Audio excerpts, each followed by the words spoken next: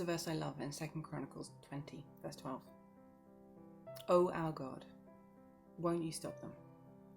We have no way to protect ourselves against this mighty army. We don't know what to do, but we are looking to you." I don't know how you were feeling last weekend with the thought of homeschooling starting up again on Monday morning. Were you dreading the flood of emails with links to here, there and everywhere, and a checklist to be completed by Friday afternoon? Were you wondering how on earth you were going to get your children out of bed before midday? Or trying to work out what grade your child's teacher might give them for exams that weren't supposed to be happening for 3 weeks? All of this on top of your worries about your own, your family's, your neighbour's health, your finances, your skyrocketing food budget, about whether you'd still be able to work from home, about whether you'd still have a job, or a house, or a family with cabin fever setting in and tempers fraying. It's easy and normal and human to feel overwhelmed in the midst of all of this. Easy to despair, easy to lose sleep and motivation and hope. I think King Jehoshaphat could relate. This is at a point where this king has heard that a mighty army is coming to destroy him, much like we heard the coronavirus was coming before lockdown happened. He gathers the people together to pray. He reminds God of all that God has done in the past and pleads with him to do it again. And we can pray like this too. God, you are able to defeat this virus. You can stop it. We cannot protect ourselves fully against it, but we trust you. I love the honesty of Jehoshaphat's last sentence. Here is the leader of the people saying that he doesn't know what to do. Perhaps as parents it's a good lesson to learn, to be able to say to our children, I don't know what to do.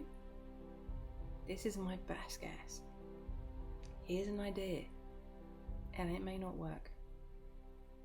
And at the moment when we are supposed to know algebra and earthquakes, precise punctuation and physics, I think we need to own our own limitations.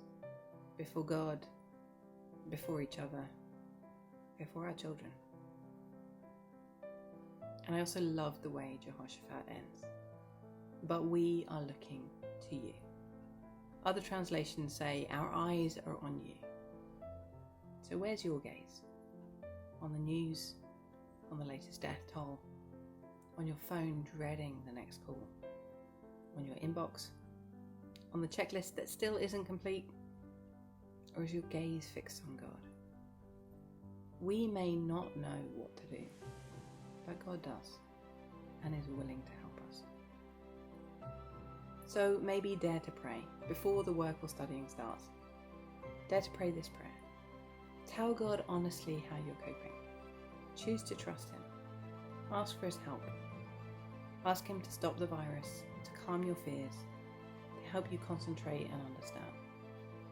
After all, He is the expert on algebra and earthquakes, punctuation and physics, and everything else, including you and your children. You may not be able, but He always, always is. Let's pray. Lord God, you are able to stop this virus.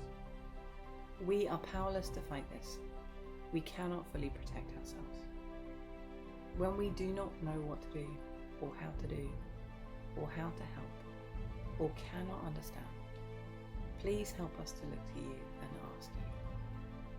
Help our minds to learn and understand. Give us patience with ourselves and with each other, and help us remember that you are still always God, and you are still always good.